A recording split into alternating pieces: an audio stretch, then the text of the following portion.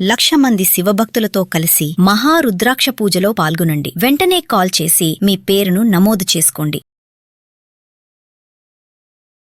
నమస్తే, welcome back to Suman TV. Present మనతో పాటు ఉన్నారు సైకాలజిస్ట్ విజయసింగం గారు.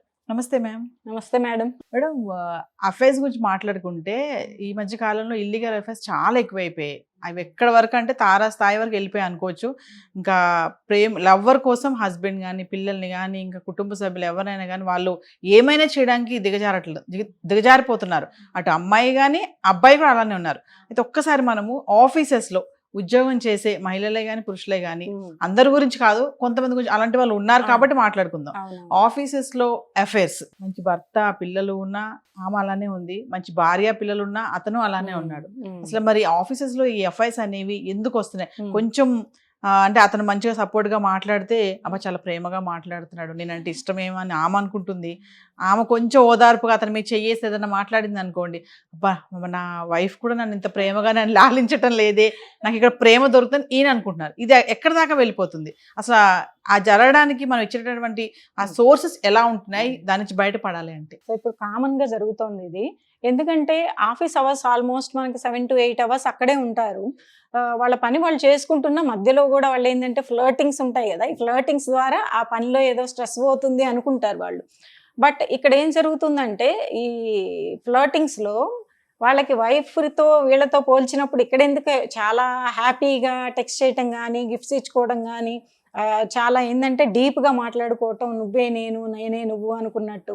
ఇక్కడ ఏమొస్తుందంటే భార్యని ఏమంటారంటే ఆమె అయితే నన్ను ఈ విధంగా అర్థం చేసుకోదు, నువ్వైతే ఇప్పుడు నన్ను ఎంత బాగా చూసుకుంటున్నావో అదే గనక నేను ఈ విషయం చెప్తే ఆమె అసలు ఎలా గొడవ పడుతుందో తెలుసా. అలాగే సేమ్ అబ్బాయిలైనా అమ్మాయిలైనా ఇలాగ మాట్లాడుతున్నారు అన్నమాట. అక్కడ ఎక్కడ డిఫరెన్స్ వస్తుంది అంటే ఎప్పుడైతే భార్యాభర్త కమిట్మెంట్ ఉంటుందో అక్కడ మనకి సమ్ జడ్జిమెంట్స్ అనేవి ఉంటాయి డెఫినెట్లీ. ఎందుకంటే వీళ్ళు లేచింది మొదలు కలిసి వెళ్ళాలి, ప్రతిదీ తెలిసిపోతుంది. ఇక్కడ ప్రతిదీ తెలియదు కదా వీళ్ళకి. ఓన్లీ ఒక యాంగిల్, పొద్దున్నే రెడీ అయిపోయి చాలా చలాకీగా చేసేటువంటి ఈ మోడ్లో ఉన్న వాళ్ళని వాళ్ళు చూస్తారు, వర్కింగ్ మోడ్లో. బట్ ఇంటికి వెళ్ళాక వాళ్ళు ఎలా ఉంటారు అనేది వీళ్ళకి తెలియదు. అలాగే లేడీస్కి జెంట్స్ గురించి కానీ, జెంట్స్కి లేడీస్ గురించి కానీ తెలియదు. ఇక్కడ ఆఫీస్ ఎన్వైర్న్మెంట్లో ఎలా ఉంటాం మనం, నవ్వుతూ హాయ్ అని చెప్పేసి ఉన్న ఎనర్జీ మొత్తం ఇక్కడ పెట్టేస్తాం అనమాట. సో అక్కడికి వెళ్ళేటప్పటికి ఏంటంటే ఇక్కడేమో మొత్తం బ్రైట్ ఫేసెస్, అది ఇది అని చెప్పేసి చాలా మనంత అడ్వాన్స్డ్ పర్సన్స్ ఇంకొకళ్ళు ఉండరు అని. అలాగే లేడీస్ నా అంత లవబుల్ ఇంకొకళ్ళు ఉండరు అని. ఇంటికి వెళ్ళేటప్పటికి మాడిపోయిన చపాతీ మొహాలు వేసుకొని ఇంకా ఈ భార్యలు భర్తల దగ్గర ఇక మళ్ళీ వెళ్ళిపోయి ఏం చేస్తారు, ఈ మాడిపోయిన మొహాలు వేస్తారు. ఆ తర్వాత నువ్వు నాకు అది చేయలేదు, ఇది చేయలేదు, అది ఇది అంటారు. ఇప్పుడు కామన్ గా చెప్తున్నటువంటి వంకలు ఏంటంటే వంట సరిగా చేయట్లేదు, నాకు 2-3 టిఫిన్లు నువ్వు చేయట్లేదు, కొబ్బరి చట్నీ చేయట్లేదు, నన్ను సరిగా చూసుకోవట్లేదు అని చెప్పేసి భర్త అంటాడు, నువ్వు చేయట్లేదు నాకు వంటలు ఈ మధ్య అని. భార్య ఏమంటుందంటే నువ్వు మరి ఈ మధ్య ప్రతిదానికి కోప్పడుతున్నావు, ఏదొచ్చినా అది ఇద్దరం కలిసి నాకు ఏదన్నా ఇద్దరం కలిసి చేసే పని ఇంతకుముందు చేసేది నువ్వు లైట్ తీసుకుంటున్నావు, నీదేదో నువ్వు చూసుకుంటున్నావు, ఇద్దరం కలిసి టీవీ చూసేవాళ్ళం, ఇప్పుడు నీ పని నువ్వు చూసుకుంటున్నావు, నేను వస్తే ఇంకో దారి చూసుకుంటున్నావు, అప్పుడు నేను ఎందుకు వంట చేయాలనిపిస్తుంది? వంట చేయడానికి కూడా ఒకటి ఉండాలి కదా మేడం అంటున్నారు వాళ్ళు కూడా. వంట చేయాలి అంటే ఒక వ్యక్తులకి ప్రేమ కూడా ఉండాలి కదా. మన వంట అంటే పని అనే కాదు, ఇంట్రెస్ట్ ఉండాలి, నా వాళ్ళు నేను ఇంకా మంచిగా చేసి పెట్టాలి, టైంకి పెట్టాలి అనేది ఉండాలి కదా. వీళ్ళు వంట చేయాలి అంటే అదేదో వంట పని మనిషినా నేను, మళ్ళీ వంకలు ఒకటి, నాకు 2-3 టిఫిన్లు చేయలేదు నువ్వు, నాకు సరిగా చూసుకోవట్లేదు నువ్వు అంటే, మరి అక్కడేమో మొత్తం ప్రేమలు అయ్యారాలన్నీ అక్కడ వాళ్ళకి పోసేది, ఇక్కడికి వచ్చి నువ్వు అది వండలేదు, నా కాలికి నా షూకి పాలిష్ చేయలేదు, కాళ్ళు ఒత్తలేదు అంటే ఎందుకు చేస్తారు మేడం అని వీళ్ళు ఇద్దరి మీద అలా పోటీ చెప్పుకుంటున్నారు అన్నమాట. సో వర్క్ కల్చర్లో అది భ్రమ మాత్రమే, అక్కడ ఉంటే ఫ్రెండ్షిప్ మాత్రమే లేదా ఫ్లర్టింగ్ మాత్రమే.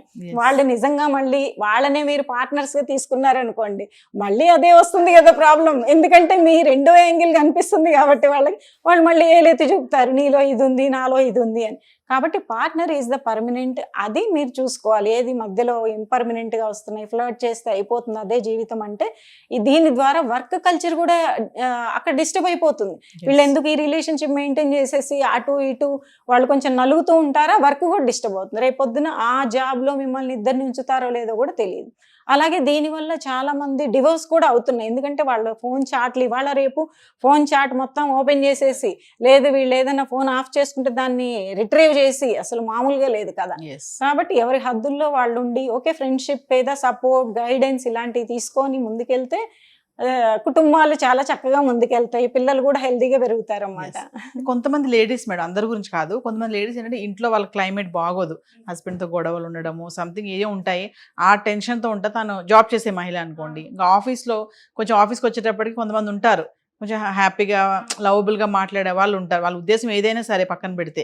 అలా వెంటనే వీళ్ళేంటి టెంప్ట్ అవ్వడము, అబ్బా నాకు కొంచెం ఎంత బాగా మాట్లాడుతున్నారు అని అట్లా వెళ్ళిపోయి కొంచెం అంటే వాళ్ళు ఏంటంటే సెన్సిటివ్గా ఉండి ఆ ట్రాప్లో పడిపోయే లేడీస్ కూడా చాలామంది ఉంటారు. అంటే ఉద్యోగం చేసే మహిళలు జాగ్రత్తగా, అంటే ఉద్యోగం చేసే ఆ టైంలో కానీ ఆ వాతావరణంలో కానీ అలా ట్రాప్ చేసే వాళ్ళు ఉన్నటువంటి ఆ సందర్భంలో ఎలాంటి జాగ్రత్తలు తీసుకోవాలి మహిళలు తీసుకోవాలంటే? డెఫినెట్లీ వాళ్ళు మీరు అన్నారు సెన్సిబుల్ స్టేజ్లో ఉంటారు, వాళ్ళు ఏదో అబ్యూస్ చేస్తూ ఉంటారు భర్తలు, లేదా అసలు పట్టించుకోరు, ఎక్నాలెడ్జ్ చేయరు అన్నప్పుడు వీళ్ళు ఆ నీడ్ ఏదో ఇక్కడ చూద్దామని చూస్తారు. కానీ ఈ మగవాళ్లలో కూడా one side of the coin మీరు చూస్తున్నారు.